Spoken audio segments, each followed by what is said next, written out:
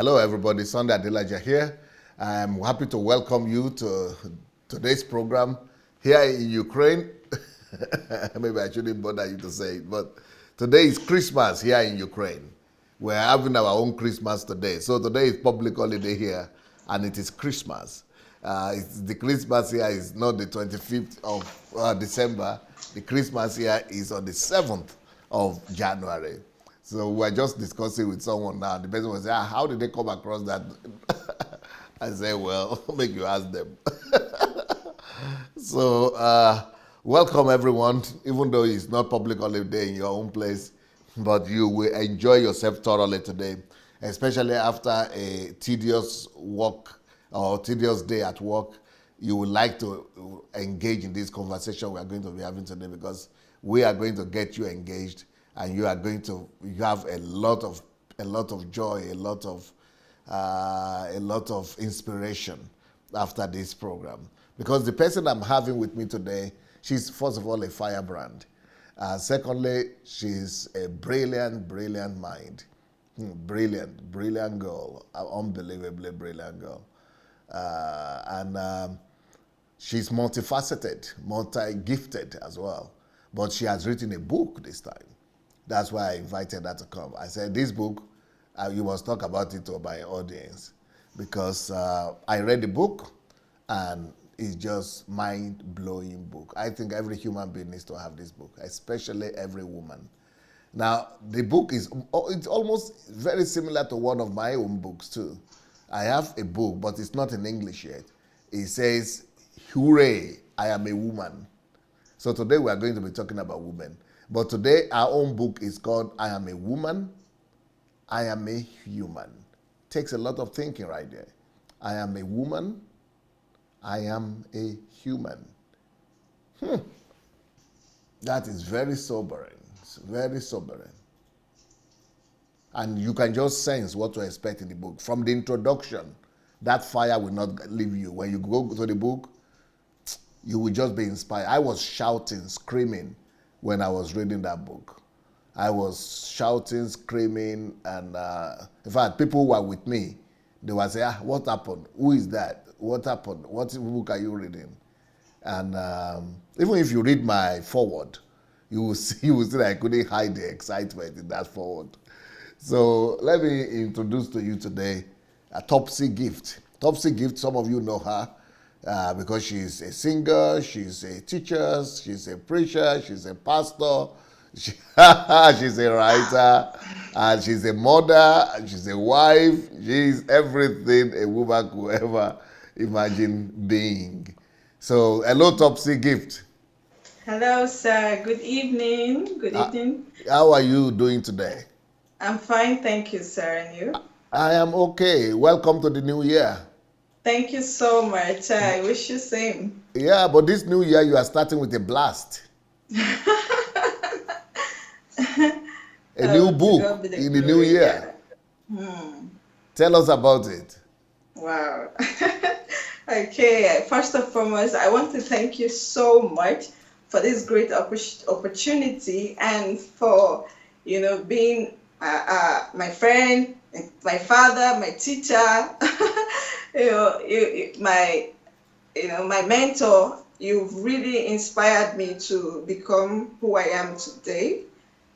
Remembering where I'm coming from, I don't think anybody who knew me before would ever think that anything good can come out of this Nazareth. And I just want to really appreciate you for that. God bless you so much for your awesome time and teachings that you've really dished out to us. And I'm really inspired. I'm really grateful. Thank you so much. Okay. I am so happy the way you introduced me. You put the most important one first. You are my friend. Wow. That is the most important one. And I hope that all the people who are on this platform will remember that. It means you have been taught very well, or you have listened to me very well. You have followed me very well. Because first of all, we are friends. And some people come to the platform and want to say daddy or papa. They are just embarrassing me. And that is what we should let people know. We are friends. Jesus said he's friends with us and with his disciples. But let me ask you before I get distracted by that one. How come you are able to write this book? You just gave birth to a baby, to a child. So you are giving birth and writing book at the same time. Waiting up. You are pregnant of the book and of a son. Okay, the vision of writing this book, I Am a Woman, I Am a Human, started 2 years ago when I came to, that's after I've been listening to you and all that, I said to myself, from where I'm coming from and how things have been going wrong in our country, in our Nigeria, society, yes. In our society, I said to myself that I was a victim of so many things, and and that's all of those stuffs made me to be a strong woman. So in order for me to pass the same learning, the same wisdom or knowledge that I have learned from you, and the burden and the passion in me for for me to throw it out, I had to write the book. It didn't start today. It started a few years ago. I put up the title first. I even did a live video on this topic. I put up the title and I started working on it. Hello, can you hear me? Okay, so go ahead. We're hearing you very well. Only my technical people here are messing up. They went and showed. Yes. Okay, so I started little by little writing the book and all that. So at every time I get something new, I just insert. Every time I come across something inspiring, something great, I just go back to the book and fix it. So until then, I said to myself, this book have lingered for too long. I must publish this book 2018. I must do this. This has been my burden. And to God be the glory, it was accomplished. So I really thank God. It was challenging, but it was worth it. Yeah, I cannot. How can people get it? Because I'm sure that people would like to get it right now. Okay. So is it on Amazon or where? It's on Amazon. It's also on Okada Books. Okay. And people can as well get the paperback, which is the hard copy. How do they get the paperback? On Amazon as well? Yes, they can get it on Amazon. Okay, so just go to Amazon, look for Topsy Gift, and I Am a Woman, I Am a Human. Yes, sir. All right, so now let's, so your inspiration is your experience, but people might want to get to, people who don't know, because some people knows, but some people don't know who are watching us today as well. So what are those experiences that made you to, Okay, part of the experiences were the fact that I had identity crisis. And I've seen that is also a problem in our society today. The average girl, the average African child is, the female child is, confused of her identity. Why? I don't understand that. How? Okay, yeah, okay. They are confused of their identity because they do not understand that being a woman, it's not just about running house chores and being a mother or having to be a wife. Yeah, because the same thing is passed down from generation to generation. Mothers tell their children, you need to learn how to cook, you need to learn how to do house chores, you need to learn how to do this. So all of this, advice and all of the push, it's all encompasses on just how to become a good wife to your husband or how to be a mother. Other than that, there's nothing else. No, so but what is the right perception of a woman if not that one? Okay, the right perception of a woman is the fact that she is not just a human, but she is designed in the image and likeness of God, and she has a purpose to fulfill on earth. There's a calling that God, put inside of her. Before she was brought to earth, God already have a reason for bringing her here, not for her to come and satisfy a man's sexual urge, or to be a mother, or to be a housewife, because these are the same problem that if a single girl in Nigeria today, in Africa today, is not married, she begins to panic. It's like, if you don't get married, you don't have any value, you don't have any worth. So the whole idea of womanhood is just about either you are bearing you're married, or is she married? If she's married, has she born a child? Is she a good wife? Is she a good cook? All of those things are just what they used to connote the female child. There's no other words. Nobody looks at her to say, oh, what is she here for? What are her potentials? What are her giftings? What are her talents?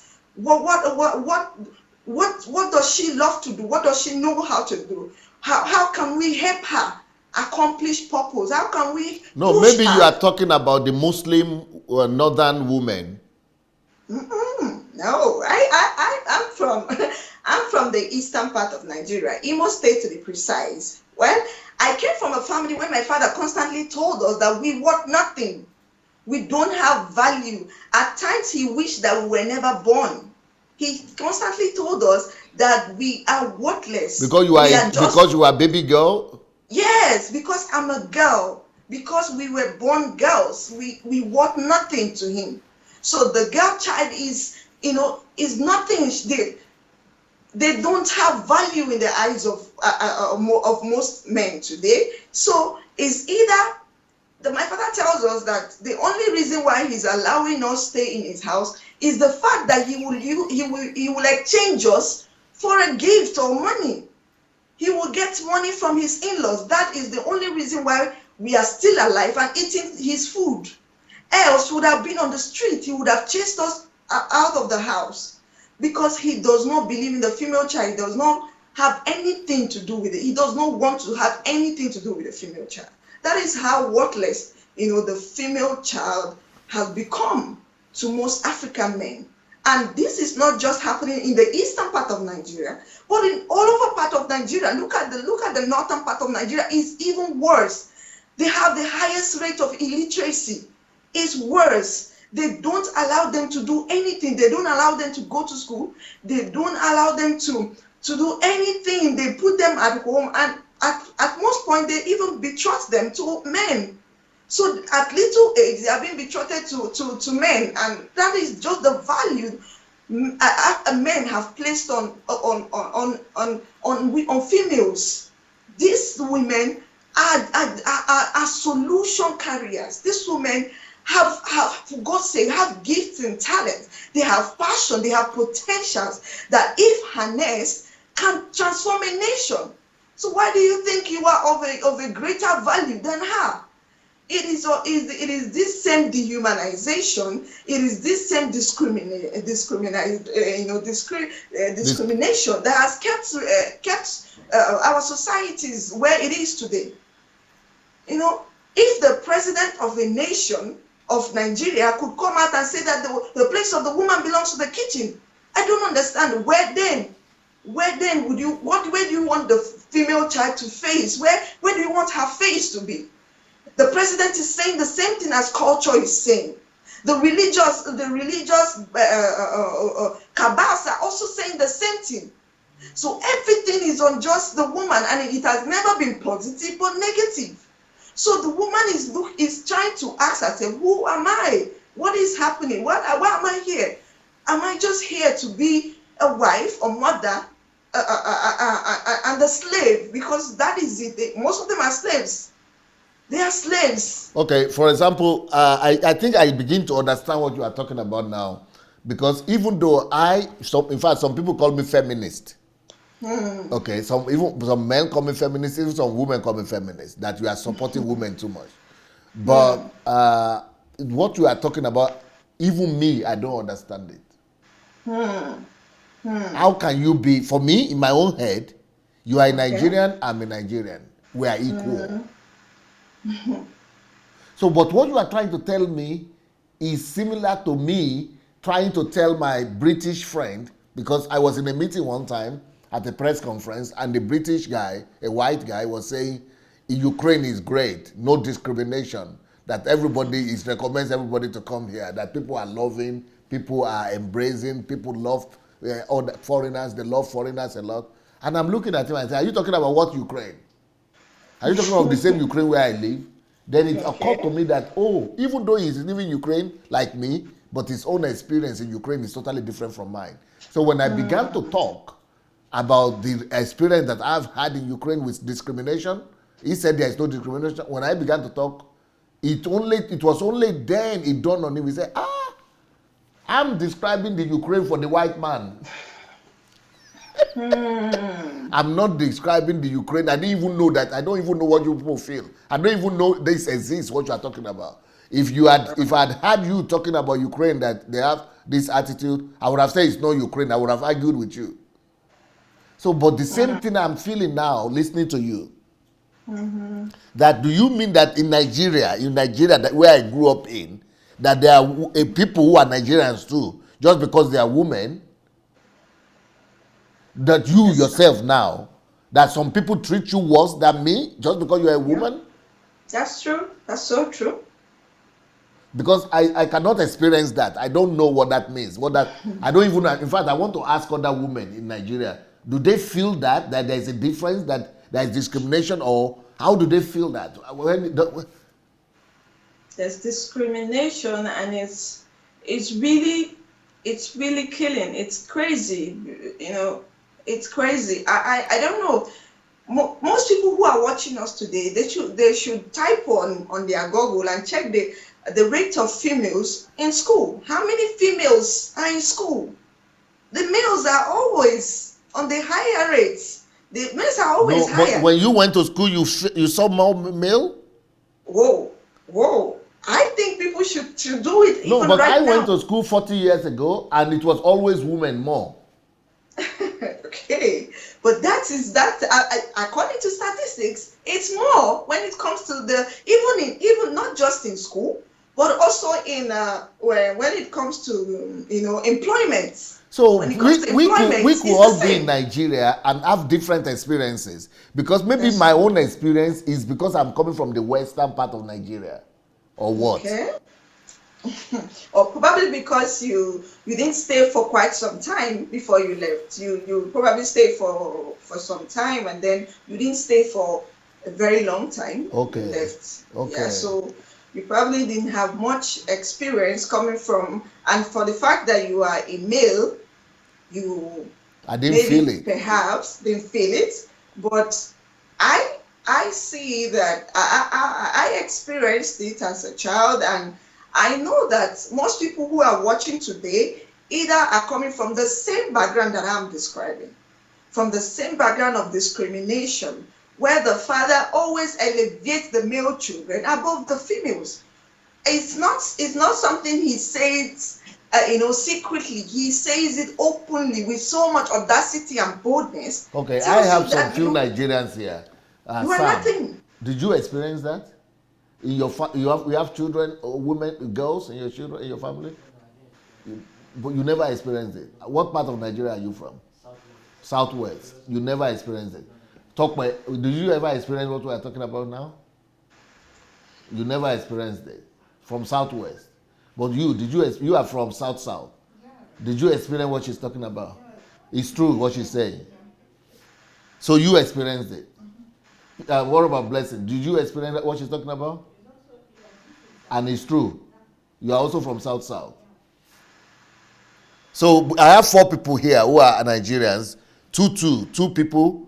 I mean, 4 people, and they divided 2 by 2. 2 never experienced it, but the 2 of them are from Southwest. Okay. Even those who said they've not experienced it, sir, can I also ask them that who is probably seen as the slave in the house? Who is seen? Yes, because I want to ask them who is seen as a slave in the house. Oh. How many times have your father gone to the kitchen to make meal for you, for the whole family? No, How many that times? one, even me, I don't need to ask anything.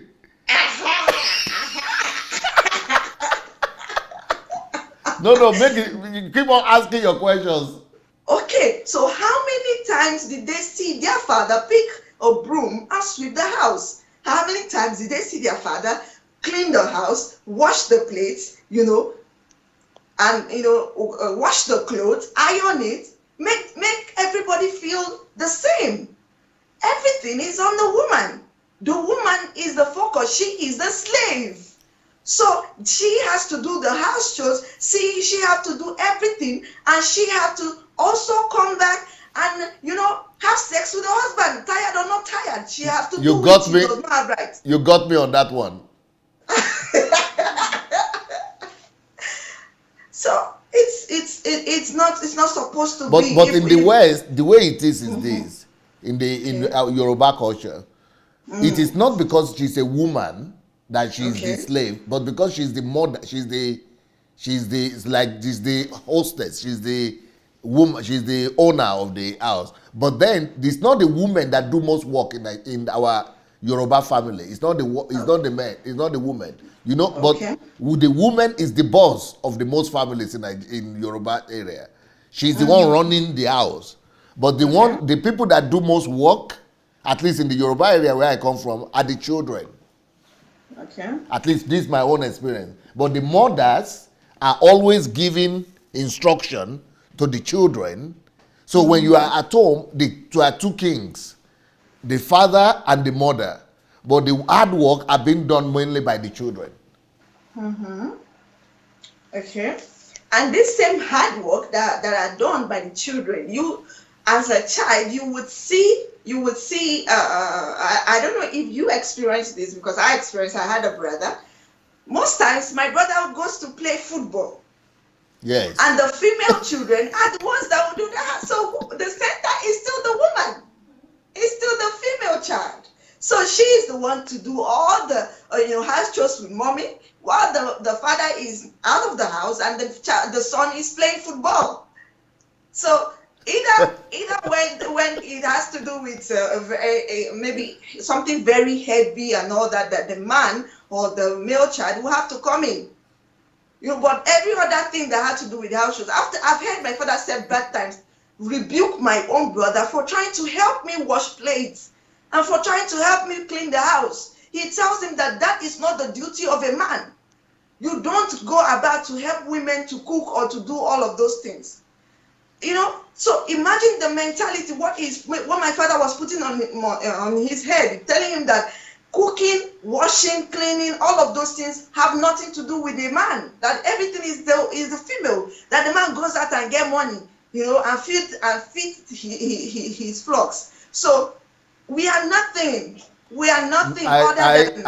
I would not say that that is the way it was in our own where I grew up. Where I grew up in the Domila, it was not like that. I was washing the plates. I was cooking. Okay. I was doing everything my mother was doing. But that is because we don't have children. We don't have girls.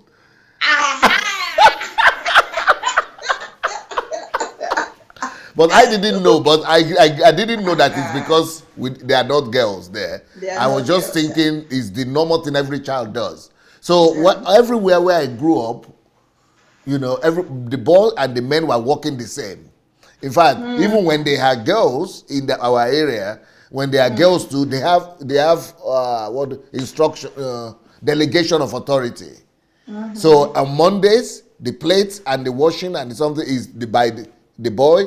Tuesday is the girl, and then things like that. But when there are also situations whereby the women are more doing the kitchen work, but then the men are doing the cleaning work of the environment, cutting the grass, sweeping, and they also do the same kind of work in the area, but just division of work. But that is what I grew up knowing. But just to confirm what you are saying, I stayed 1 year away from my place, Okay. but also in Yoruba area, and I saw what you are talking about. But one of the reasons I saw is that man had 3 wives. So most of the wives are in the kitchen all the time doing all kind of food. And I remember that 1 year that I was there, I was not called. It was strange to me. I thought it was enjoyment. So I was saying it's enjoyment that as a boy I was not called. Only the 3 wives were doing all the work. And it's strange to me because where I was coming from, I had to be doing the work too. But this time it was the 3 wives doing all the work. And maybe that is what you are trying to say.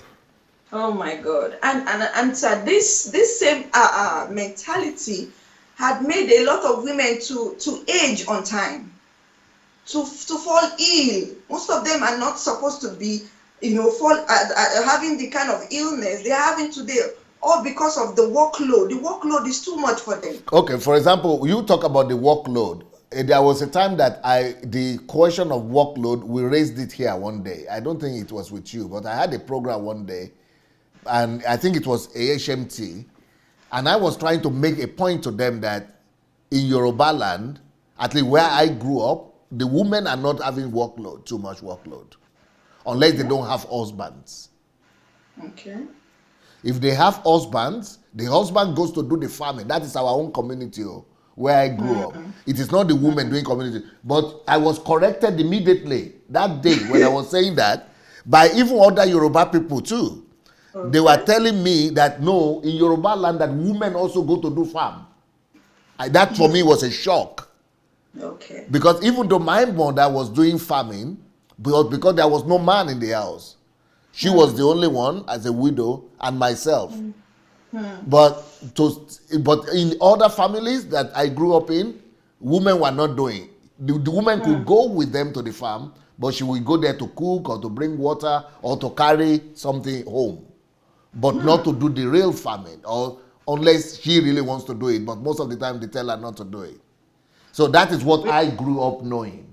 But what I heard that happens in Nigeria, especially in the south or eastern part of Nigeria, maybe all over Nigeria, is that the women really go to do the farming. Oh my and goodness. I'm surprised about that. Oh my goodness. We did farming. As a matter of fact, it was we the children and my mother that did the major tedious part of the job. My father was always sleeping in the farm. He's just in the farm to give instructions. He tells you dig this, he tells you do this, that, but he does not do the hard work. So the workload was on my mother. That's a shame right there. No, wait, before we go too far, I have to tell people to be calling in to this program. Because you are provoking some things today. I have to find out if these things are true, what you are talking about. Okay. So anybody that is listening to us today, we have to find out who is lying here. Is it Topsy Gift that is lying, or she's not lying? But is it everywhere like this in Nigeria? That's what I want to know. Especially people who grew up in Nigeria. So I want us to tell us what you are thinking about this. Also, there is also a time I was teaching about women, that women from Nigeria who are Christians, and I think maybe this is not true though, but they were very strong. Women like you, they were telling me that things have changed in terms of church, that church has brought equality. That's not true. That's not true. That in churches now, that without church in Nigeria, there would have been, oppression, attitude, and there would have been dichotomy between men and women, difference. But church teaches a lot of, how to relate to your husband or your wife, and that the husbands really respect their wives in Nigerian churches now because they have been trained. This is what other women were telling me. But I want to hear of your own experience. But for the people who want to call, the way to call is this: go to Facebook Messenger, and look for Move Agents. One word, Move Agents. Move Agents, Matic, but Move Agents. Once you get there, write something and say, I want to call or I want to contribute. and we will call you back. You don't need to call, but we call you, we write you, and you call back. I mean, we call you back. So just write to us and we will call you back. Yes, but what do you think about that? Is church helping? No, sir. Capital no. You grew up in the church? Yes, sir. I did. I grew up in church. There's no difference between religion and culture. There is no difference. Who is saying church is helping what? Oh my God. Church has even made it worse than culture. It has made, because I've experienced families going for counseling and, having to tell the pastor their problem, and immediately it has to involve a man and a woman. The focus instantly, becomes on the woman. It just switches on the woman, as if the woman is just the problem. The pastor has not even heard completely what happened, but he assumes that the woman wants to tear her home. She's, woman, you're listening to our people outside. You want to tear your home. Remember what the Bible says. A wife must submit to her husband. A wise woman built her home. So every focus is on the woman. You don't even care. You don't even want to listen to know if what the man is saying is true. Okay, I saw something like that when in Suleiman's church. So that is it. And when they want to hold programs for singles that are yet to be married, so both male and female are there, right? Now the focus will be on how the woman has to respect her husband. You have to honor your husband. You have to do all manner of things. No matter what your husband says, you never ever open your mouth and challenge what he's saying. You have to be obedient. So just after that program, the women, if they were trying to build self-esteem before, everything would die down. Why? Because she is feeling condemned already. She is feeling that, I was doing wrong to try to find self-esteem in myself. So they kill the self-esteem of women because they want to raise an authority. They want to picture the man as the human, as if the woman is not also human. As much as a man wants love and respect, the same we should also give to the woman. Because is it not the same Bible who said that if a man, if you want to be a leader, you must first of all be a servant. Okay, but let me tell you, the first week when you came from Nigeria first, I know about it. Yes, sir. Because you stayed in my house for like a week or two. No? Yes, sir. Yes, sir. You can't remember? Yes, sir. I remember very well. Okay, so while you were staying in my house here, maybe because you were shy. Okay. But you were behaving like that too. Yes. The first week when your husband now was sitting together all the time, when I was always asking, we were discussing, but it was later on you open up. But initially when your husband is talking, you always keep quiet like this. Yes, sir. That's culture. Because I grew up from a culture that says women should not speak, So women are always being careful of what they say, so as not to appear competitive in nature. Okay. So as not to, see themselves as though they are taking authority and say. So when they see women who are they have too much of self-confidence, they see them as women who are proud. But so every woman tried to go back and work on herself in order to obtain kind of respect from society, that she's obedient, she's this, she's that. But that's because of culture dealt with us, so we were not having a say. when people are saying something, before you would say a thing, you have to think about it. So they don't assume that you want to challenge the men. But since I started listening to you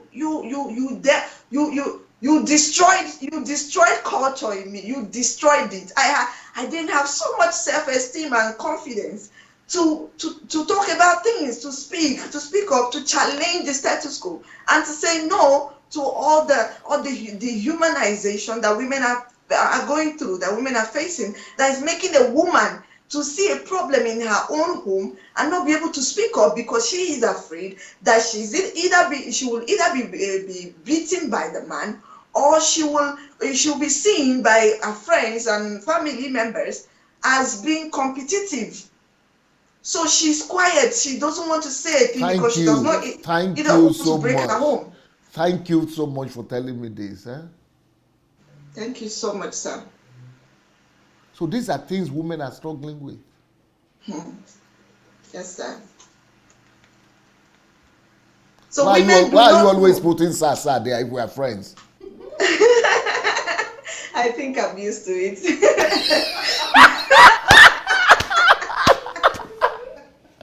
That's from Nigeria too? I don't know, maybe I think so. Do you say sir to your husband also like that at home? I do say sir to him. I have different name I call him. So sir is not always not the regular, but I do call him sir. Sir to your own husband? Yes, sir. Not because my husband wants to feel. You know, like I know your husband. Your husband is not like that. He is very liberal. Yes, sir. Not because he wants it, but I just do it. But you are doing it to me. At least me, I'm not your husband, and I'm not demanding for it. It's just a way of sharing. I think it's part of our culture, isn't it? Yes, sir. Oh, I just. He's still saying the side. Yes. Okay, no, it's one up. Okay, let's take a time out and listen to some people want to call and contribute, but you've really opened my mouth. You mean that women struggle even saying what they think? They get beaten, sir. They don't just struggle in a word. They get beaten by their husbands. Physical brutality. Just because she's expressing her own opinion. Her own opinion in a matter. Hello? Good evening, sir. Good evening. Who is talking? Happy New Year. Happy New Year. Who is talking? Can you speak right into the device, into the microphone? Your voice is very low here. Okay, can you hear me now? Yes, much better now. Okay, it's Vicky here. Is who? Vicky. Oh, it's Vicky, Belgium. Yeah, Suleiman, but the real Suleiman, not the fake Suleiman. Not the fake one, yes. And we don't recognize the fake one. We recognize you and your brother. Minister. Yes. I'm forced to call because what my sister there is saying, she's saying really like 80% of it. I wouldn't say 100% because Nigeria is very big, you know. So I'm going to say like what I know, you know. I'm from the Kogi State side. So like in my mother's family, she have about like 27 siblings, and she is the second. And I will tell you that like her father is like a king in his own area, you know, those little king of those villages, something like that. Yes. So that means it's a bit rich, you know, to that level then, you know what I mean? Yes. So the first son, that is my brother and my mother's brother direct, because the rest are from other different wives. So my mother only have one brother, which is that one, the first brother, and then my mom was the second. So the brother got everything when the man left. He's now in position to share if he decides to share. Wow. So yeah, so all the girls, you don't even talk about the girls. He is not to decide if he's going to give to his brother, things like that. So what he's saying in several parts of Nigeria is like that. I'm going to ask you one question. Why does male child normally know how to ride a bicycle and female child not? No. Do you notice that? But everybody, where I come from, all of them ride bicycles. No, not everywhere, really. You know, really not everywhere. And like going to school, the male child, they always like you, female is like, they categorize you like you're going to marry and you're going to go away and bear somebody's else name. You are not going to carry your father's name. That is why my mother didn't go to school. But when I was growing up already, that was already not there. Yeah, but this TSC, a lot. Several people maybe that is online now, you see most of them, they are using their husband's family name. They are not using their own parents' family name. Yes. So that is most of the men, then they just say that, okay, if you got married, my name is going to be lost. So my boy is the one that is going to inherit my name. So I'm going to concentrate on my boy. So now the last generation is like, they now see that women are more stronger. They are fighters, you know. So most men are now focusing on women, because if you see this Europe now, a lot of people who care for their family, they are the girls, they are the women, not the boys. Yeah. It's few one. So that starts changing their mindset. But generally, their male is number one for them. It's number one, even they like it or not. But Vicky, you grew up in Nigeria. Yes, I stayed in Nigeria till about 17 years and a half. Yeah. Okay, did you experience what she's talking about? Yeah, I experienced every family I've lived in several families, from the Kaduna to city. So you can imagine I've really passed a long way to that very age I'm talking about. So I've seen a lot of it.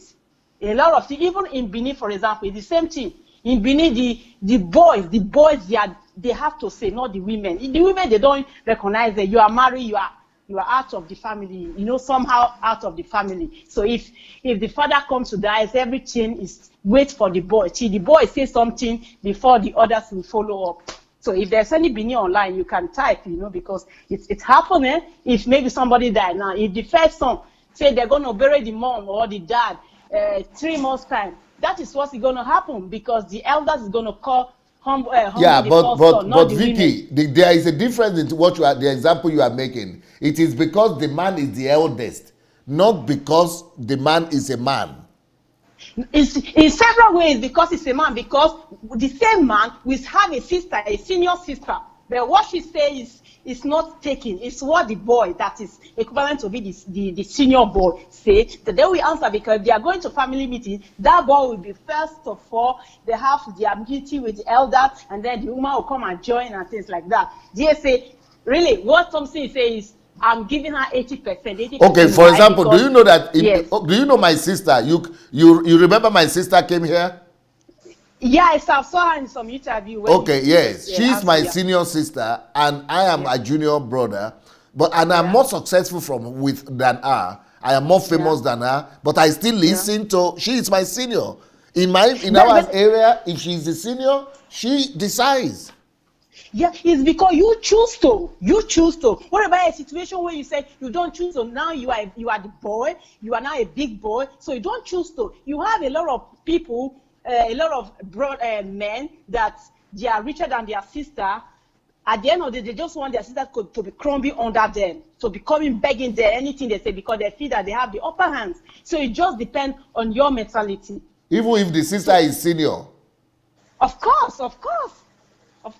It depends on the family itself. You know, like myself, I have my elder sister before she lay, and then my brother, and then my other sister, and then me. But you see, all of us, 5 of us, we are like, nobody is senior. You know, like, we do things like, you understand me? Like, Pale, I can call my sister by name. Yes. My brother can, you know. But it's not in all family. Just the way we just relate, that's no big deal. We are the same, you know. I can advise my elder brother. He is going to do something important. He will call me first. But I'm the last. But it's not everybody that does that. Because but in your own family, were they asking you to do all the hard work because you are a girl? in my own family, and then where I stayed, because I can't say I stayed, I didn't grow up with my family, with my sibling, but where I go to do like house help, things like that, in a family house, yes, I do. I can tell you how many laundry I've done. You will not believe it. How many? No, it's because you are house girl now, not because you are. Yes, because the boys, they are not doing anything. If they have valued girls, female child, they wouldn't have put everything, you are house girl or no house girl. They wouldn't have, the man of the house should have said, let this house girl also have a rest. Let the boys help her. But we have house boys too who do the same. Yeah, but you don't have much house boy like house girl. No, Vicky, you tell me, is this an issue actually? It's an issue. Okay, if you go to church, for example, when pastor is preaching, when typical Nigerian pastor is preaching, you say, women, respect your husband. You know your husband, it's not easy to spoil, to marry a wife. Respect, cook for, kneel down, bring water on the table before he's eating, let him wash his hand and all those things. How many times have you seen pastors say, men, your wife is the most important thing in your life. Make sure that you respect her and give her what she ever wants. Don't be, women. No, like that is what women in this our church are hearing all the time. Your wife is the most important thing in your life. Nigeria. That is not where they are hearing Nigeria. You know, even in this place that I am, you know how many men that are beating their wife like dog? You know how many Nigerian to Nigerian? Believe me. And they are going to church, but if they go and tell the pastor, is the wife, they would see that is the offender, because they will say women have big mouth, they talk too much. If husband talk one, women will talk 10. So at the end of the day, it's still come on that woman, like, go beg your husband. You know, it's still not your husband now. Go and beg, cook his favorite food. Wow. Hello? Wow. No, it's very hard. Yeah, that is even here in Europe, even pastor here. Pastor that will leave his wife here and go and sleep with another woman. The woman will still, the pastor will still come home and will still beg the daddy, sorry now, daddy. Are you serious? Oh, serious. Really? The wife, you mean the wife will still be begging the husband who is unfaithful? Yes, daddy will cook his favorite, will be begged, daddy, sorry. No, you are not serious. I'm serious. Yes, no, it's not possible. I'm not going to. Oh God. Oh dear. No, that one is too much. Yes, you know why? Because you forgot Nigerian style for a long time. You are not into them. You don't live around them. You don't mingle with them. You don't go to maybe like party or birthday where they talk, where women really sit, women to women, where they talk. Then you really know what is going on. You know, sometimes all those clothes they wear, they party, you don't know what is inside the house. What is going on? It's just to shine up, you understand? So the real main suffering, you don't know what they are going through. Wow. Yeah. So what she's saying is very right. It's right. Imagine how many men have really stood up to say, okay, we are supporting the women. The women are this and that. How many have you seen them? How many like supporting the women? You know, in Nigeria, a lot of men, they are not working, and it's the woman that will go to market, all those sell one, sell two on the street, do everything, put food on the table, and if they talk anyhow, the men will still beat them up. And the women that don't sending the children to school, how many women have sold their clothes to send their children to school? But the men will not sell their clothes to send their son or their children to school, but the women will do it. Why? So you are supporting what to give Topsy is saying, you know. Oh my God! If I would have even shaken her that she just say my mind, because it's the truth. Because I've seen it. It's not like they say now. Even where I am here, I've seen it. Sometimes I get angry because, like, oh my God, I would throw that man load outside straight. In Europe again, somebody will beat you, break your nose. You will not even dare to talk. Some of them, they wouldn't bring the men from Africa to this place. Oh God, yes, I don't want to talk too much. I don't want to talk, really.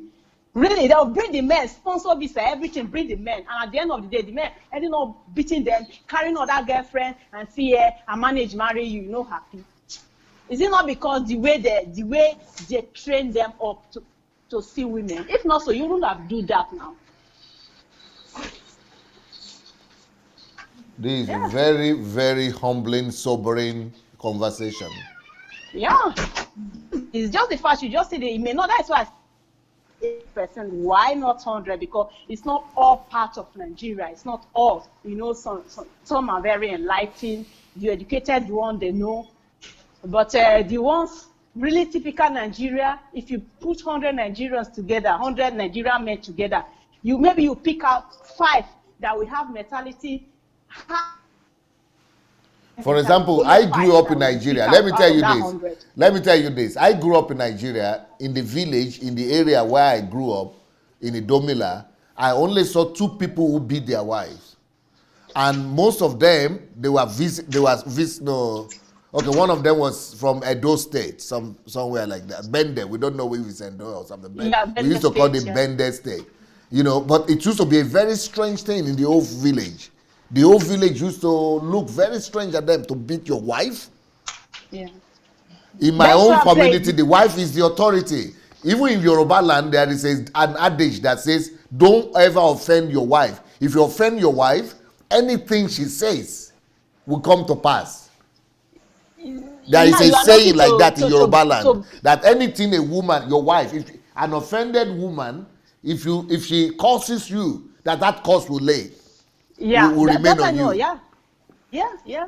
But it depends on the area, what they believe. You know, like Nigeria is big, a lot of villages, a lot of, places. So it depends on the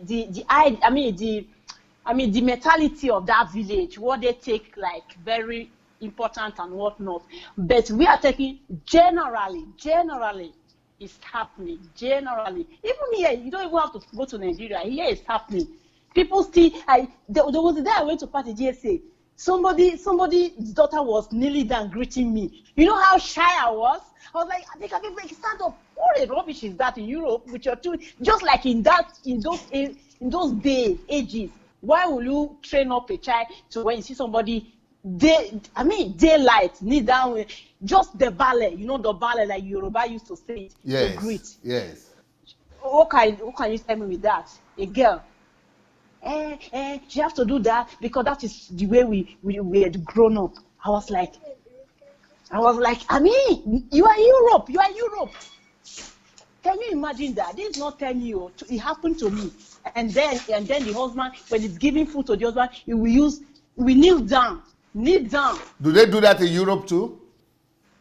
This one I'm telling you is in Europe. It's somebody that is doing it in my presence. I was like, I was shy, I was like, I hope all these people don't see me because I wouldn't know how to present myself. That's Yoruba culture, but I thought the educated ones don't do that again. The wife to be kneeling down to give food to the husband. Yeah, because in Europe. Yes, it's still happening. Okay, imagine now. Okay, that man. I can just imagine my wife now, Pastor Bosse, bringing food to me to kneel down. Instead of having even bringing food for me, I will bring food for her. Okay, that is you. But I'm telling you, a typical Nigerian that is doing it here. Okay, now the wife is doing it, and he's not rejecting it. Okay, assuming that is the wife that likes it, he's not rejecting it. Now the son will learn what his mom and his dad is doing, isn't it? Tomorrow now, that boy now will marry, isn't it? It go like that. It will marry. Now say, my mom used to kneel down for my dad, so you man, you have to also kneel down for me because no. But that kneeling down, I think it's only in Yoruba area. But you are in Europe, man. After 20-something years in Europe, it's only in Yoruba area. But other places also have their tradition too. It's not only that kneeling down. Like even myself, I'm not from Yoruba, but we do kneel down there. When I was young, you agree somewhere, you kneel down, So, but then, people accept even when they still travel out. They don't want to eradicate that idea of, okay, let's pick up something important, something nice, progressive, something civilized. Something progressive. They just hold on to that one. You know what I'm trying to say? Or, I used to tell people that you pick up progressivity in your country and you have the one that is good in Europe, then you match it together. Then you be like 50-50, 50% Nigeria, 50% European. Saying like that, you can conquer the world. Well, Vicky, you and Topsy, you have scattered my illusion about Nigeria. No argument. Because I was saying when you argue that it's not true.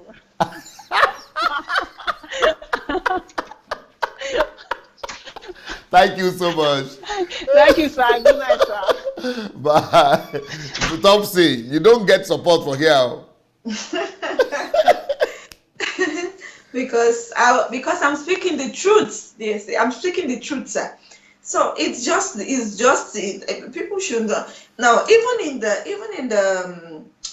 from your side, from the Yoruba side, where yeah. you will say that they respect and all that. Now, I believe to myself that some of the women who are bowing down and kneeling down and doing all of those stuff to their husband, most of them might be false humility. Inside her heart, there are many questions that are in her heart.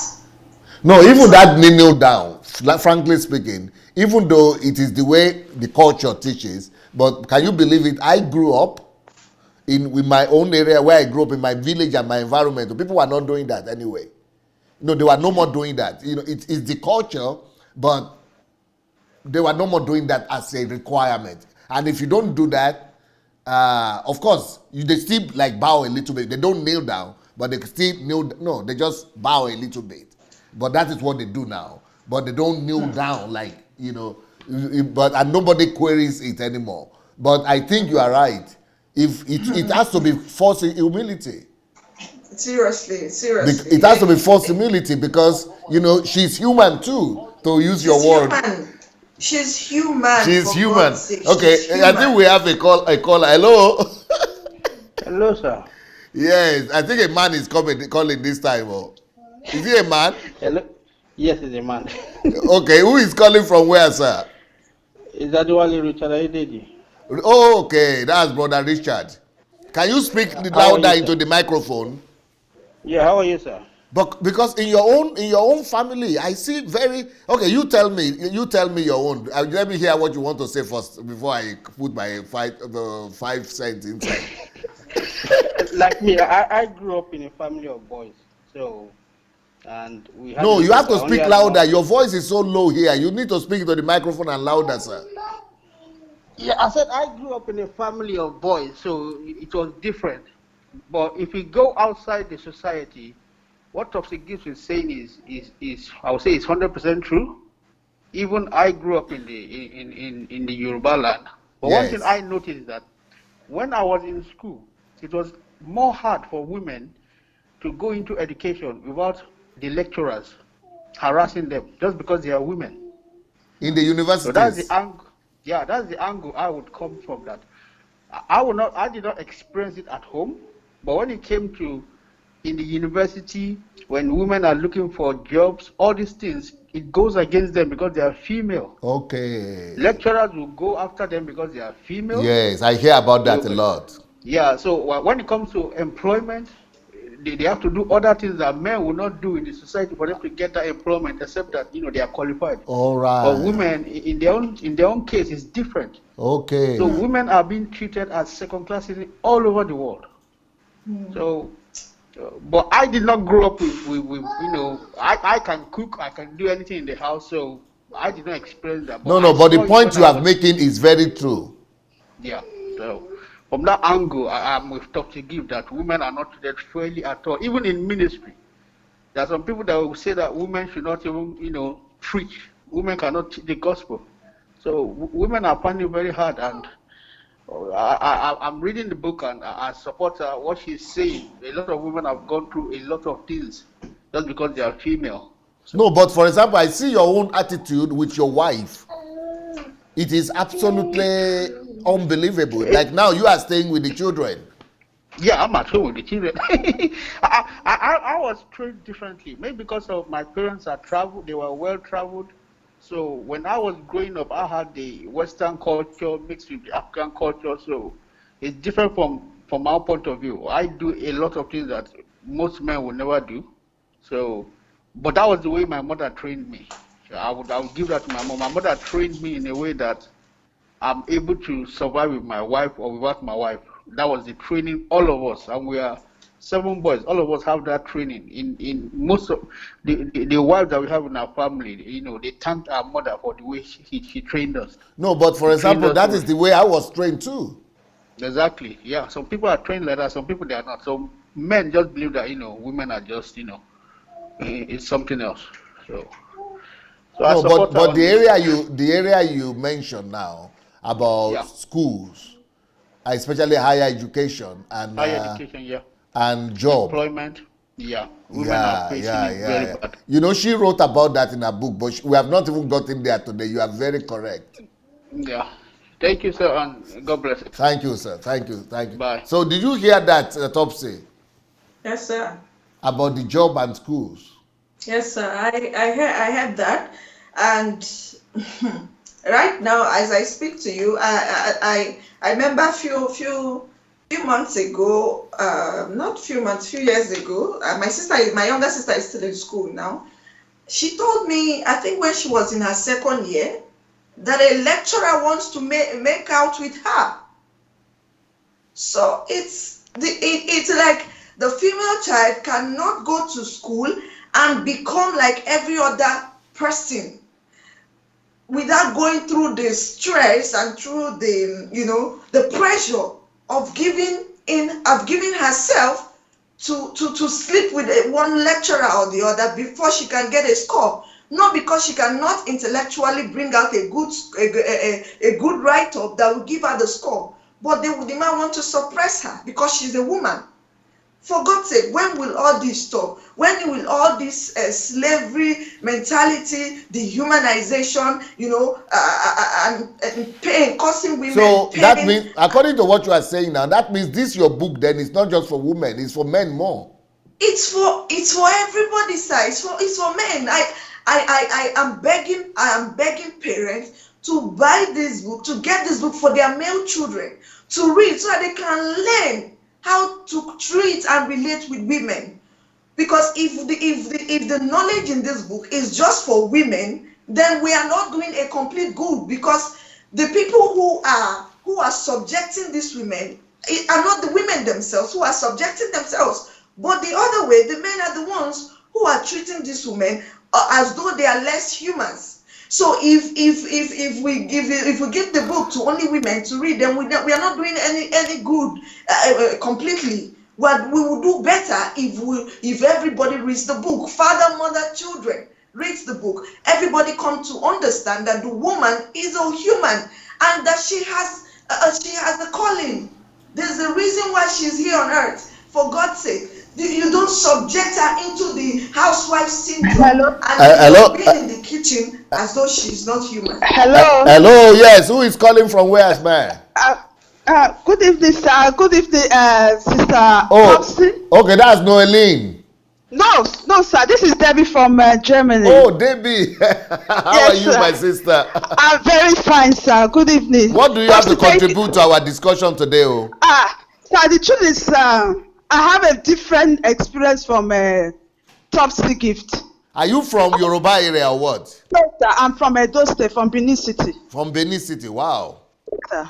Yes, sir. But they said somebody just called from Benin City and said it's the opposite, that the women are suppressed there. Yes, maybe by experience, it depends on the family that you come from. It depends on the family. Even in Benin culture, we have women like a motor. If you look at our culture, we a lot of festivals is to worship women. We have Idia. Idia is a woman. We have a motor. She's a woman. So it depends on the family that you come from. I'm a Benin woman, and my father treated us like princesses. Are you even serious? Yes, even though we are not from the royal family. And because of that, I have a very, very high self-esteem. I do not advise African women, because when I advise them, I see that most of them have very low self-esteem. I don't know where they are coming from. I don't know the homes that many women came from. I don't know the kind of fathers that they had. So it is not a Nigerian problem. It is not a cultural problem. It is a home problem based on the fathers that people have. Wow. Even my mother came from a family that they put her down. But when she married my father gave her a good self-esteem and allow her to talk when she talks. When people come to our homes, my mother will call us and say, kneel down. My father will say, no. Just bend down a little. My children will not put their knees on the ground to greet any man. Only put your knees on the ground to praise God, to worship God. It's only God that is your maker. Wow. I don't care how wealthy anybody is. Never you put your knees on the ground for any man. No man is worth it. Not even me, your father. Wow. Your dad, So I don't know. My father, we had 7 children. My mother had 4 girls first before she started having boys. We only have 2 brothers. And the whole family came for my father to send my mother or marry a second wife. He said, never. These girls, they are children too. So I cannot, because of my wife is having girls, throw my wife away or bring problem into my home by marrying a second. All his friends marry second women. All our neighbors marry second women. My father had no other wife and he had no children outside. So no man can put me down. Wow. No man, I'm amazed. Nigerian women, they feel if they are not married, they are not complete. So they will behave like slaves. It's nobody that is putting you down, women. You are the one putting down yourself. Let's call a spade a spade. Wow. The women will kneel down. Their wife, their husband will be cheating on them. They will prefer to go and fight the woman outside instead of talking to their husband. In fact, Nigerian women or African women have very low self-esteem. I can't understand it. I wonder what kind of homes did these people come from? What brought them up? Wow. This So is I don't powerful. understand. Powerful. I don't. Topsy gift. I'm not saying that you are lying. I'm only saying it depends on the father. Wow. It is not the society. Before the society can bring you down, Wow. you have to have been down yourself. If you are up and somebody wants to bring you down, you will stand tall. I stand tall. Nobody can bring me down. Wow. No man, not you want to gift. I'd rather be in one house than to be married to Dangote and be as a slave, because I wasn't brought up like that. My spirit will reject it. Wow. So it depends. Wow. You have really brought a revolution with this, your contribution today. So everything depends on the father of the house. It depends on the father of how your father treated your mother, how your father treated you and the boy. If your father treated you unequally, you will grow up with that mentality. If your father treated you as a queen, in my house, yes, we women, we did more cooking because we were older. Even at that, when we are cooking, my father will say, no, go and read. My mother will say, no, go to the kitchen. My father will say, why do you always bother these children so much? Okay, don't worry. What you don't want to do, let me do it. Even though it could not cook very well, but it will be there. So I really do not resonate with the typical African mentality of women. No. I was brought up to fight like a man. Wow. And that is how all my siblings are. Beautiful. Wow. So wow. That's my contribution. So it is women that are putting themselves down. Wow. Sister Debbie. It is women. If before someone can put you down, you accepted, you allowed it. Please, let's stop blaming men. Let's stop blaming society. You allowed it. My God. If somebody is coming, if your sister-in-law, your mother-in-law is coming to your house to come and fight you in your home, tell them they can't come to your house again. Then if your husband cannot join you, then leave that home. It's not your home. Beautiful. Wow. Thank you so much. Thank you so much, sir. Beautiful. Strong words. I thank you, Sister Gift, for the marvelous work that you have done. I believe 1 or 2 women will learn from that book to stand tall. Thank you so much. If it's marriage that is bringing you down, please leave that place. It is not good at all. That means you never lived. I'm living life fullest. Nobody can put me down. Wow. And that is why my father sent me to school for. I'm educated. Yes. So even if I have to put Gary on my head to go and if I didn't get a job, even if I have to put granite and go and say to have my dignity, I will do it. Yes. Let nobody put you down. Beautiful. So thank you, sir. Thank you, everybody in the house. Sister Debbie, you don't shake the table today. Hello, Gift. I don't know if you have been hearing what we've been hearing. This turned everything upside down. Yes. I heard what she said, and I want to ask her a question. What is the percentage of people like her rating the whole Nigeria? We are close to 200 million. What is the percentage of the homes like her? Can we rate it in percentage? How many homes in Nigeria today? Okay, what percentage will you give it? They are very little. It's rare to find. The majority are the ones that are having the pain and suffering. Now, and let me tell my Debbie this thing, that what women are facing today did not just start today. It started from history, and it's not just an African problem. Other societies also had this problem until no, but what she's saying is that every husband, every father in his own house can change the narrative. That's what she's saying. Yes, I totally agree with her that if every father would have the kind of reasoning that her own father has, then the home will be a better place, because the man would not have to subject his wife into slavery. They will rather, everybody, he will know, he will place them in the same, he will put value. He will put value. So then this book is not just for women, then it is for fathers too. It is for both fathers, mothers, and children. Because if the father reads the book and sees, okay, I'm supposed to treat my girl child like this, what about the girl child herself having to read the book and have to discover herself? And have to discover who she is, because the book is not just on abuse. There are so many things in the book that can help a child become better to fulfill her purpose and passion. But okay, for example, Richard called from England and said it was the mother that rather taught him to be responsible. Beautiful. So it means the mothers too, who also, not just the fathers like she has said now, but even the mothers could train the children to become like this. That is it, because where I was coming from, my father had no time for us, because he does not even place value on the female child. He places value on immaterial things. So my mother was the one who was trying to train us, who was trying to put, some words into our heads and telling us that we are humans, that we are people, and that God created us in his image and likeness. So she did more of the training, or more of the talking, or more of the upbringing than my father did, because he had no value. So at first I came from a royal family. Most people don't know. I came from a royal family. My grandfather was the king of my village. So by right, I'm supposed to be a princess, right? But the same culture cannot allow women express that self-confidence. They cannot allow them, become who they are meant to be. The culture subjects the woman into thinking that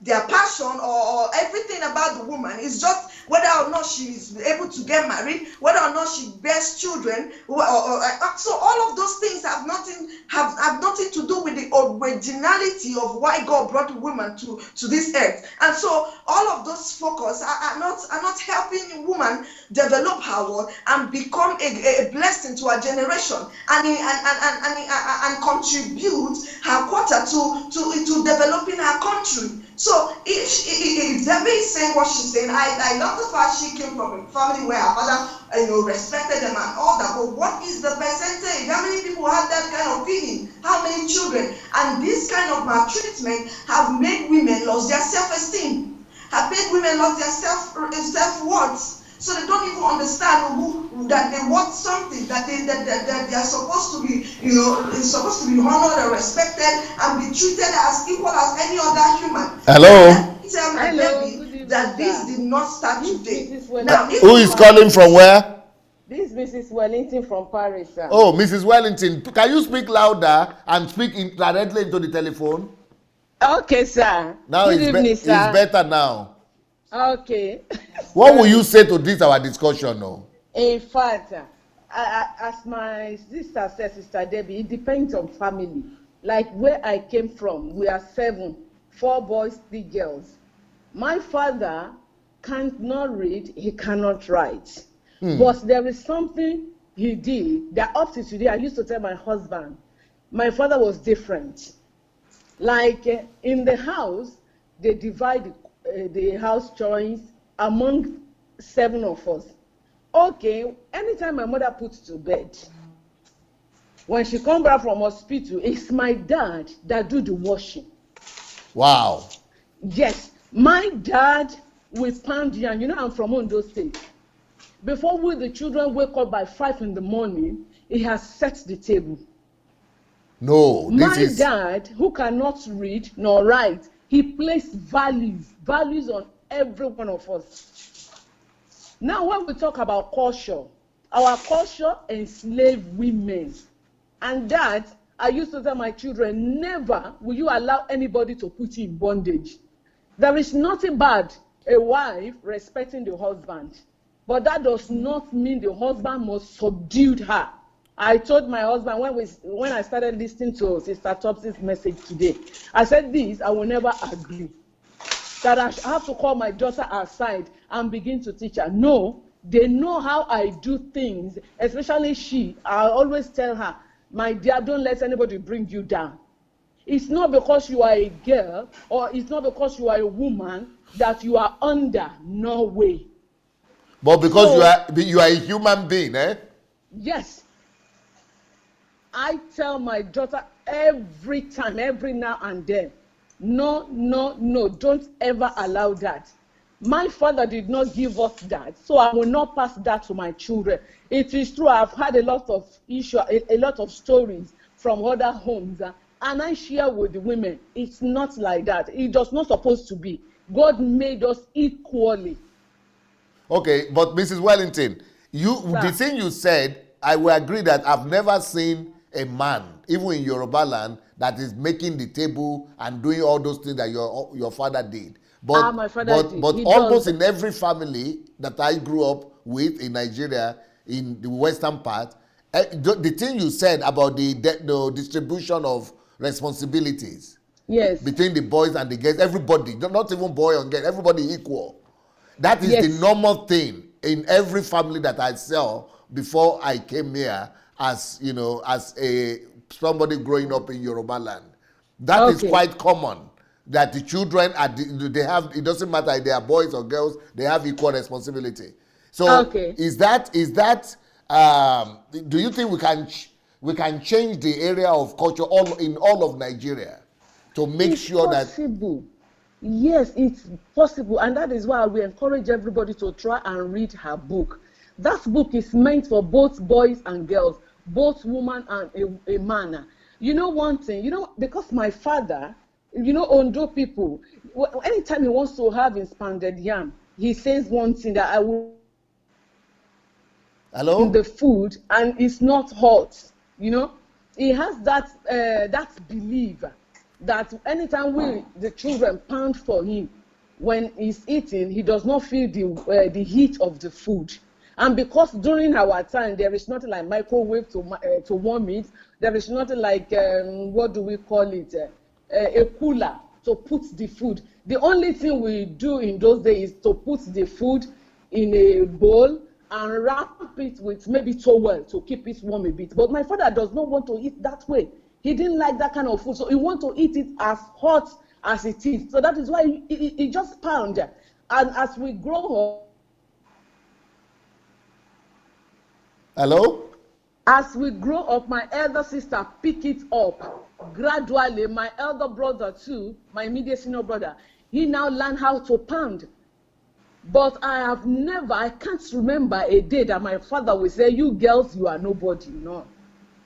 Or that you girls, you go ahead and do everything and leave the boys to go and play. It is true, anytime they divide the coins, my brother will go and play ball. But he has done his work. Brother, he has done his own work first. He will not do it till DSA. Okay. He will go and hide his clothes somewhere and he will go and play ball. And because in Africa, when we finish washing, we just spread the clothes on something like a wire or what have you. Yeah. And because it's sunny, it will dry quickly. So before we have our lunch in the afternoon, everybody will arrange his clothes. And we'll go and put it where we used to put our things. My brother will come. Now he's hungry. He wants to eat. My mom will ask him, "Where is your own clothes? Have you what?" He will say, "Yes." Bring it or go and arrange it. Then, because my mom, she knew that he did not do anything. Immediately he collected his own portion. He just ran out to go and play ball. Yes, boys will always go and play ball, but they must come back to come and do that has been portioned to them to do. That is the way we were brought up. Is it because of your parents? Yes, my parents. So you are especially coming my back to dad. the same thing that Pastor Debbie said, Mrs. Debbie said, Exactly. that the father, the Exactly. parents, it depends on the upbringing. It depends on upbringing. It depends on each family. It depends on homes. That a girl, a female is nobody. No. What Brother Adebi or Adeni said earlier on getting a job, I know a lot of women goes through hell. I was one of them too. A lot of pressure when I was in Nigeria, when I finished my education, to get a job, it was something else. It's either they sleep with that lady, it's either they do one thing or the other, and if the lady is not ready, there is no job. That one is common, even in Europe here, that one is common. But from home, no. I didn't pass through that, and I thank God. Beautiful, beautiful. Well, this is also another affirmation that it's not all Nigeria that is like that. Thank you very much. Thank you, man. Thank you, Sister Topsy. Bless you. Thank you so much. Thank you, sir. Bye. So, Mrs. Topsy, or Sister Topsy, did you hear another confirmation? Yeah. That is not. It just depends on the culture. That maybe with the job or with university, or it could happen. But at home, that those things, no, everybody is equal. Only maybe in some that it depends on the home anyway. Yeah, most people would say that because they were lucky to have a good father. But like I say, in the percentage, what is the rate?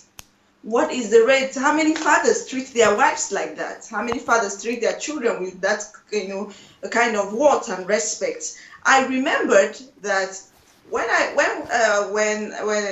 was in Abuja, when I was in Nigeria, in Abuja, I remember a man who is very enlightened. I mean, degree-wise, certificate-wise, he's very enlightened. Let me say, okay, why my father was doing that was because of ignorance and he didn't go to school, right? But I want to tell you a man who I know who is very, very enlightened, who went to school and have certificates.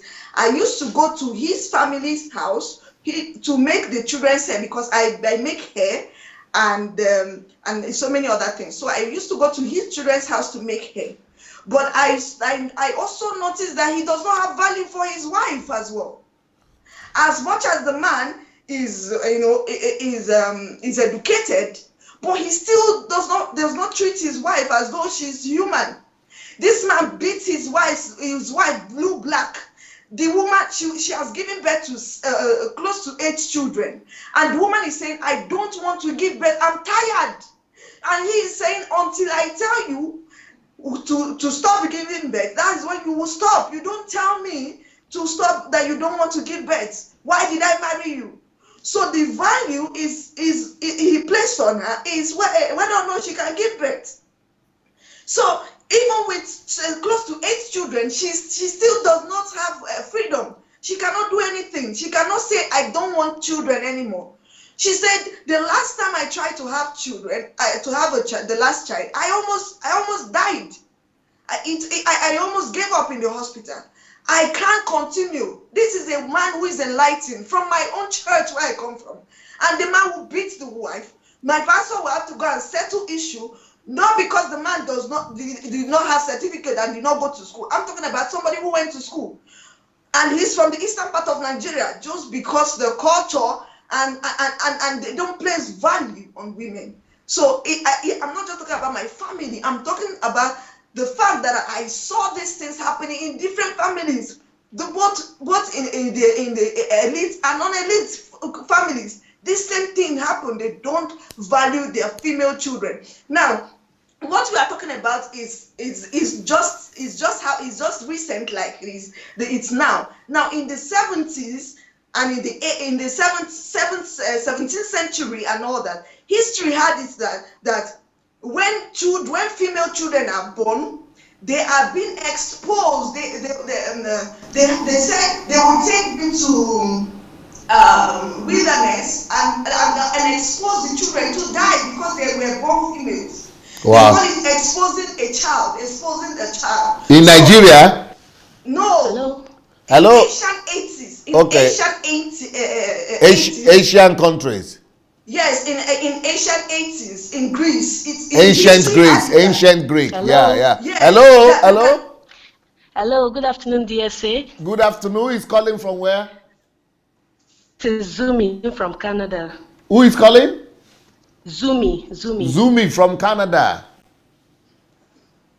Uh, Yes. Can you speak into the microphone louder so that we can hear you well, man?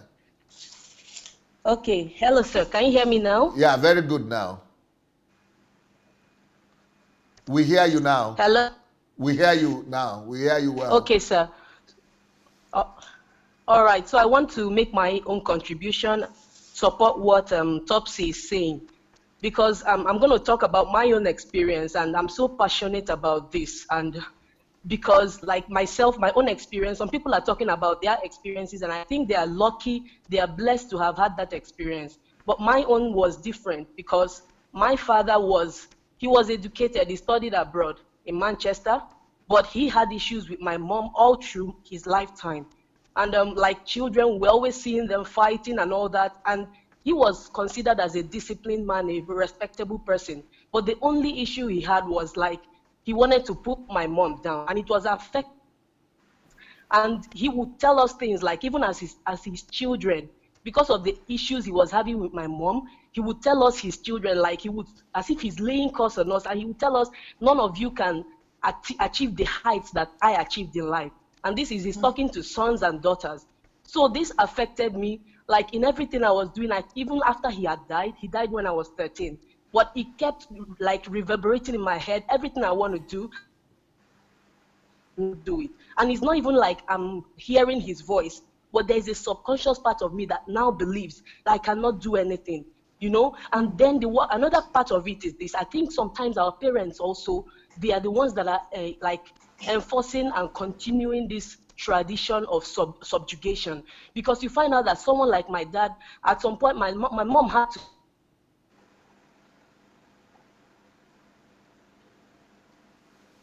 Hello? everything. And then Hello? he would go. And that's none of it. Slide of share. We lost her, but she is also supporting the fact that a lot depends on the parents.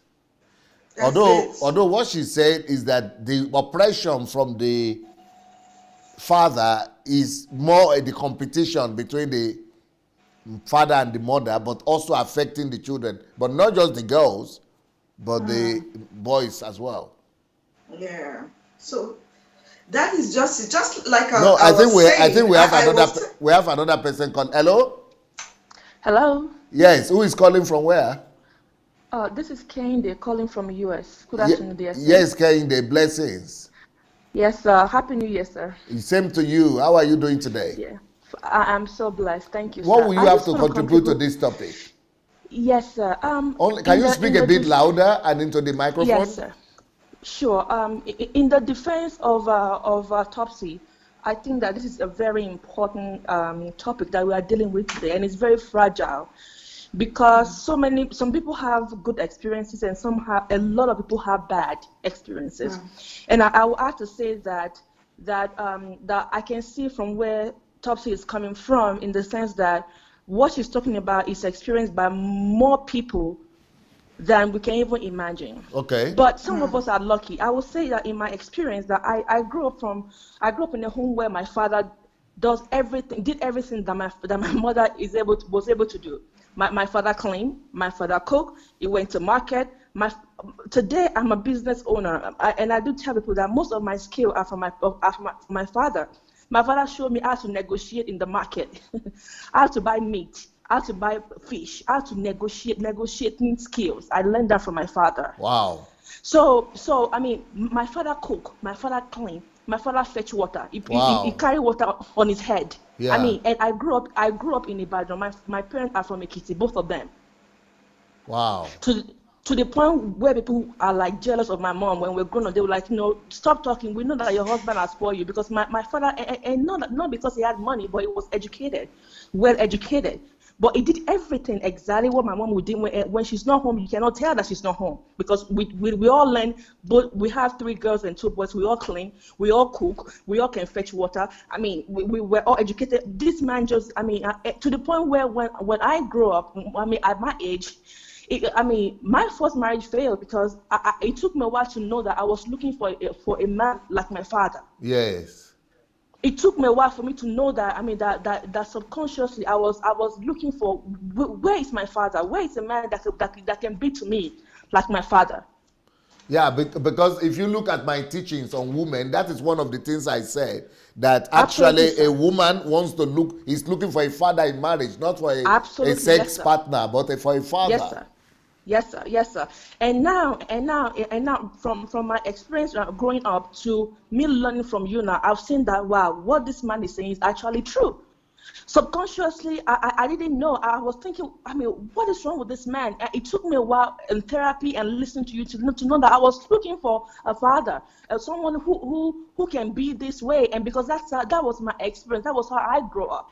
So, but I'm gonna say in the defense of Topsy that a lot of women out there, a whole lot more than we can even imagine, that they are suffering from. I mean, from bad experiences that from home. And I also support the person who called for us that most of the time that that this might not be a cultural thing, but also a family thing. Because if you grew up from a home with those bad experiences, they follow you for the rest of your life unless you begin to download new information into your system. Beautiful. Thank you so much, sir. Beautiful, Kehinde. Thank you so much. Yes, sir. Thank you. Topsy, what will you have to say about that now? Yeah, so like everybody has been saying, it depends on the home, and all that. No, but now, I got your point. And the point you are making is that apart from people who are lucky to have grown up in the good home, but the point you are making is that our whole country, Nigeria, 80% or what percent did you say? More than 80%, sir. More than 80% women are in pain. And these things are affecting the children. Children are in pain. At the time, I begin to ask myself, why did God even allow me to be alive? Why did He bring me? Why am I here? Why do I have to go having to hear how much that I'm nobody. I'm nobody. I'm supposed to be on the street. Oh my goodness, it's crazy. Now, this is not just in Africa. Look at Saudi Arabia. Just 2018, just this 2018 that we finished, that we just passed, was the time women were allowed to ride cars in Saudi Arabia, or to go to cinema to watch movies. So this is it's not just Nigeria issue. It's not just Ghana issue. It's not just South African issue. I mean, these things are happening in so many countries where we call, in quotes, developed. A woman cannot go to cinema and sit there and watch movie. For what? For what? How? Why? Where? When did men now choose to be a slave master to these women? No, but what you are saying is because of religion. It's not because of men. It's not just religion. It's culture as well. Religion, culture, and society. Society is also putting up the picture that a man is a superhuman. Always putting up the picture of a man being the superhero. That is why it's very difficult for women to rule a nation. That is why it's very difficult. Women will have to fight and fight and fight to get into the seat of power in politics, because the woman is not seen as capable of leading a nation. For what? Who said so? When God made man in the Garden of Eden in the book of Genesis, He never removed the intellectual ability of a woman. He never ever reduced the creativity in women. He never reduced anything about a woman. The Bible says He made them male and female. He made humans in His own image and likeness. So if I'm carrying God's image and likeness, it means I can rule where the man can rule as well. I can be a blessing where the man can be a blessing. In history, women were not even allowed to go to school. Women were not allowed to go to school and obtain education. So it took women who can challenge the status quo to bring up what we are enjoying today. Most of the women who are privileged to go to school today did not even know the battle that our women fought in the ancient times. Look at women like Elizabeth Blackwell of the 17th century. That woman fought for women to go to school. She broke the barrier. She broke the limitation that women cannot become medical doctors. She broke it. She nailed it. She destroyed that mentality. She went to school and became a medical doctor and became a blessing to her generation. So who said women cannot become more than just sitting in the house and doing the house? Hello. Namia, hello. Excuse me. Hello, dear sir. Yes, who is calling from where, sir? My name is Peter. I'm calling from Belgium. Yes, Peter, how are you doing today? Have you been following our discussion? Yes, a little bit, but I'm at work, but I'm interested in the topic. I'm very happy to contribute to this topic. Okay. It's very, very important. I want to take my own from a different angle. Really, women from Africa are really oppressed in a different way. You know, I grew up in a polygamous home. My father married 2 wives. You know, I discovered when a man married the first wife in Africa, he will decide because the wife did not give birth, to a female child, then he will go and marry another wife. No, to a female child or to a male child? Sorry, to a male child. Okay. To a male child. Okay. Then the man, I think that is oppression. Because the women are not God. Yes. It's what God gives. That's number one point I want to give. Yes. And he disturbed me when I was growing up. I know it was not in my family, but I saw it. You know, my mother was the first wife of my father because they met in Lagos. They met in Benin City. But my grandfather was preparing a wife for my father in the village. And my father ended up marrying 2 of them at the age of 24 years old when he was young. Wow. And that brings oppression to the family, that my mother was still treated like, because they were not from the same village. All this discussion is diverse. But the bone of contention here is the women are really oppressed in the society, especially in Africa. In Nigeria? In Nigeria, yes. How can a man have a wife, even irrespective of the man the woman will give him a male child and a female child, then he will go and marry another woman. That is oppression. That is not good. How can a man then we started marrying 1, 2, 3, 4, 5? That is where the oppression comes. That is where the problem comes from. But now some people want us to vote for a Atiku who is having 5 wives. That is also oppression. If you want to talk about that is oppression also. How can we be having a president with 5 wives in the 21st century? In the 21st century, that is oppression, because these things has caused more of wickedness, polygamy, because some parents don't even have our fathers, our Nigerian men, some of them don't even have the courtesy how to talk to their wife in the public. I'm sorry to say that I'm a man. I know it. I explained I used to ask, first of all, why did my grandfather marry 3 wives? Why did he marry 3 wives?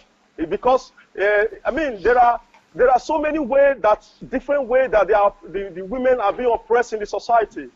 You know, there are so many. This is my angle. This is where I see my own angle from. Because, first of all, a woman cannot marry 2 husbands at the same time. But a man will go and marry 1, 2, 3, 4, 5 wives. Beautiful. And at the end of the day, it's just oppression. It's wickedness. Very strong point. At the end of very strong point. So that polygamy, it is a form of oppression of women. Yeah, it's oppression. That is my own angle. I see everybody make contribution. Okay, but for example, Atiku will tell you that his religion allows it, number 1, and number 2, his financial status allows it that he can cater for all the women equally. For me, it's oppression. There's no way. If he said this woman is not good, let him divorce that woman and do the right thing. You understand? All these challenges that we are having today, especially in Africa, come from a polygamous home. If some people are lucky to have a father that is very caring, yes, my father was not that wicked, although he was not that wicked. But I start to find out why he married my mother he married 2 wives, my mother and the other woman at the early age. You understand? But yeah, there are a lot of gap between men and women. We need to talk about this issue. Even church are not helping in Africa. They don't. All these things they say you are bothered about. They are not bothered about it. They are not bothered. Their mindset is just a different thing. Because these are issues. If you still go to Africa, you see women beating their wife, men beating their wife every day for just nothing, for their own frustration, And we keep on saying women. I mean, it's annoying. If some people are lucky to come from a different family that their father was so nice, yes, for me it's good. There are so many, but we want to look at it in a holistic way, in a categories. For me, it's 90%. So you mean in Nigeria there is no law against beating a woman? I say there is no law. There is no law. Even human rights, some group of organizations are trying to do something about it. But you will see a man beating his wife in the street, in the house where there is a lot of people living there, naked. Everybody will just be hanking, looking. And nobody will want to even help the woman. I mean, this is happening every day. It's as I speak now, it's happening in Nigeria. It's happening everywhere, everywhere, even in the market. So men will even raise hand and slap another woman that is not even their wife. Because of woman cannot talk when I'm talking. I mean, when I'm speaking, a woman cannot speak. I mean, women are the ones that give birth to king, queen, princess, and all the generation we that is living today. They are women. They are born. They're supposed to be respected. This is happening everywhere. No, but do you agree that the churches have really brought equality? At least Christians don't beat their wives now. No. I was once a Bible study teacher in the church. I mean, it's hardly before you bring this kind of topic. If there's a difference between husband and wife, I mean, there are ways the pastor will handle it. Not to, maybe he's getting something from both that family. He will want to do it in a way that the truth is not really said. It's some few Bible verses that will not quote to. I mean, what the woman, sometimes women pass through, men cannot pass through one tenth of it, quarter of it. Wow. I'm just telling generally like African mentality. Even some home they are educated, it's still the same thing. My question, my point is, how can a man marry a wife, not divorce? The woman did not do anything wrong. He will go and bring another wife home, another woman. The family will support. Everybody will be clapping hands. That is for me. That is not correct. That is not good. Beautiful. It's an oppression. It's wickedness. That is my point there. Beautiful. Thank you for touching this area. Thank you, but Pastor. Topsy, I didn't even remember this area in your book. Polygamy. He is saying polygamy is also oppression of women. It's oppression.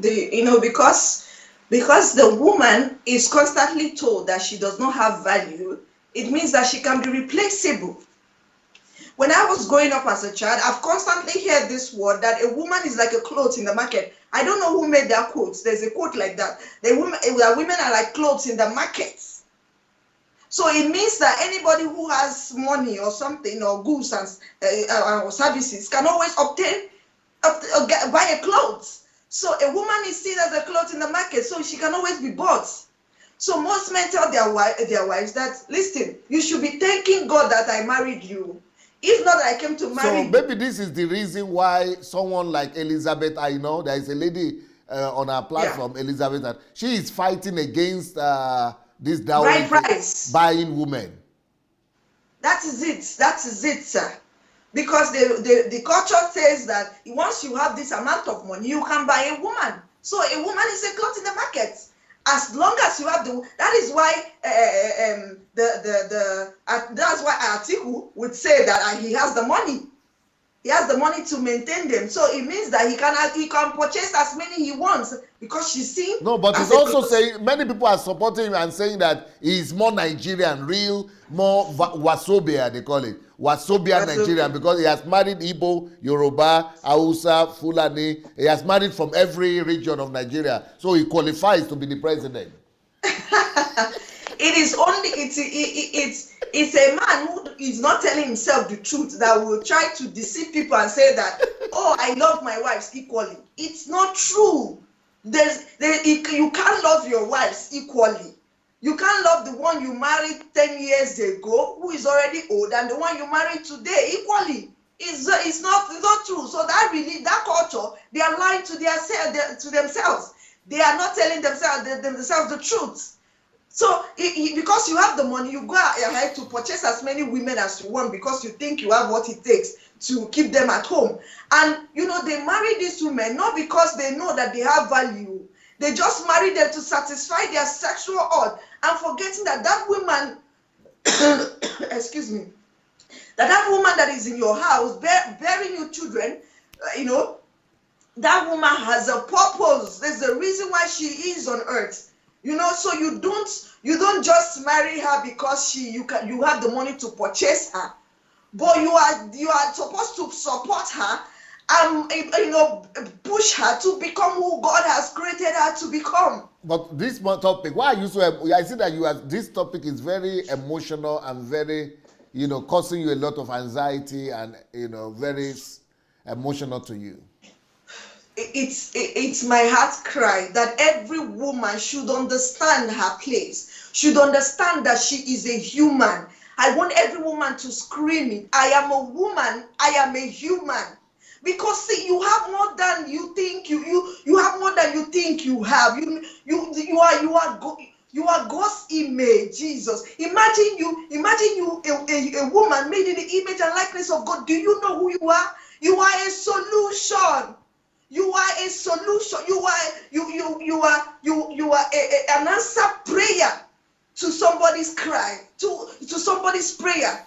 As the nation is weeping and crying, imagine if women are given the equal opportunity to express their potentials, their talent, their giftings. Imagine the development that the world will have today. We look at America, we look at a lot of countries who we say they are developed. Imagine if equal amount of women who are in their industries, in politics, in agriculture, in technology, if equal amount of men that are in that spheres of influence are the same, if it's 100,000 men are in technology in America, imagine if 200,000 men are in technology. Wouldn't it speed up production? Wouldn't it speed up development? Wouldn't it make the country a better country?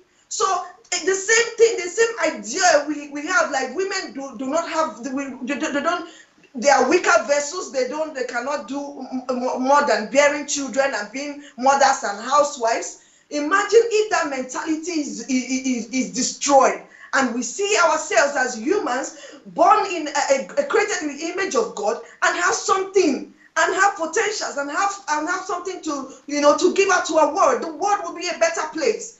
It was a woman, Indira Gandhi, who transformed India.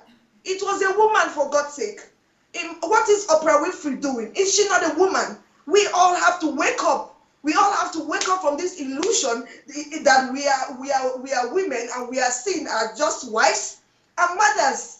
So that is just our value. That is our use to society. That's our use. So this book must be read by even boys, girls, men, women, wives, everybody, sir. Everybody, sir, because it will open your eyes to not just the fact that women are abused, but to the fact that women have potentials and women can transform a nation. Women can bring development to any nation, to any country, if she is allowed. That is why I subtitled it Unleashing the Untapped Potentials of Women. So the women have untapped potential. The world is not recognizing her potentials. The world is not remembering. The world does not know that a woman has all it takes to become a transformer. To become a transformer. Elizabeth Blackwell was a transformer in medical field. She broke the barriers, and thanks to her, women could go to school today and obtain a degree in medicine. So we all have to wake up, African women worldwide. Let's wake up and know that we have something to offer, and we should stand up with our heads high, knowing with so much self-esteem, because we know who we are and what we carry inside of us. What I feel right now as I'm listening to you and I read the book, I think this book has to be nominated. Maybe somebody who is listening to us right now knows some nominations for women or for books or women or books, or for humanity. I think this book needs to be nominated for a prize in some nominations or something like that. This book has to be nominated. We have done, in 10 minutes, I'm supposed to start the other program, but we have spent more than our time. But it is very engaging, very hot topic. Thank you, sir. It's like, we should just, it's like a whole week. It's like from this Monday, we should just keep on going till Friday. Seriously. I can keep on talking because it's my heart cry. I wish I can. Oh Jesus! I wish I can put my heart in the hands and the minds of everybody out there. Do not take any child for granted. Do not take, whether it's a male or a female. That child is God's image, and there's a reason why they are here. You woman listening to me today, you can be the reason why we will have a good air to breathe. You can be the one that will clean up the waters that we drink that are dirty, killing people. You can be the reason, the prayer, the answer prayer to the malaria that is killing people in Africa. Millions are dying. People are waiting for who to solve the problem, for God's sake. We are the people, not the men. Let's stop focusing our eyes on God and the men as though God has not given every human everything it takes to become, a solution to their word. So we women need to wake up. We need to wake up. Let every woman stop seeing herself less of a human, because society is telling you that if you don't get married, you don't have anything. You are empty. You are worthless. You don't have value. Or if you don't have children, you are no value. Mother Teresa did not marry. I don't think I had any of her biological children. I don't think I had any biological children from Mary Slessor. But these women were a blessing to our generation. How many more Mother Teresas are we going to have from when women understand who they are and understand that they are generational transformers themselves, that they have everything it takes to transform a nation. Imagine if every woman have this kind of ideology, this kind of understanding, the world would be a better place. When men recognizes the place of a woman and recognizes her as human as well, they will stop limiting women, because they have all the potentials to develop their country and contribute to national development. Beautiful. So oh my God. Beautiful. You have done so very well. And I read the book and I said I was screaming when I was reading the book. I was so excited. I've written at 7 books about women. And not all of them are in English yet, but this book really excited me, because it's coming from the perspective of a woman, but then I'm just writing from the perspective of God, but you are writing from the perspective of a woman that has gone through it, that has experienced this thing. Very emotional book, very strong book, and that book reveals you as a strong woman. So how can people get the book? Okay, you can get the book on Amazon. You can as well get it on Okada Books. So you can get the electronic copy, and you can as well get the paperback. Well, I also want to say that, please go get this book and give as New Year gift to your friends and family members. And before we go, I want to announce that we are starting our HMT in February. The next HMT we're having is from the 2nd to the 7th of February. And please come and join us. And if you have not yet registered yet, go to sundaydelaja.blog.com/HMT, or you could just write to hmt@godembassy.org, and we'll be happy to still include you if it's not too late yet. And the same thing with mentorship program. You can go to sundaydelaja.blog.com /mentorship and join the mentorship for free. You could also, if you want to join us to move to Nigeria, go to sundaydelaja.blog.com/Nigeria. Well, these are the contacts. We put the contacts of Topsy on the screen. You saw it. And, she has her email, her telephone, all the contacts there. Please be free to get in touch with her. I will be back to continue our series on how to know God through the Holy Spirit in 15 minutes. Thank you so much, Topsy. You brought revolution. And I hope that this revolution gets to everybody in Nigeria as well. Thank you so much.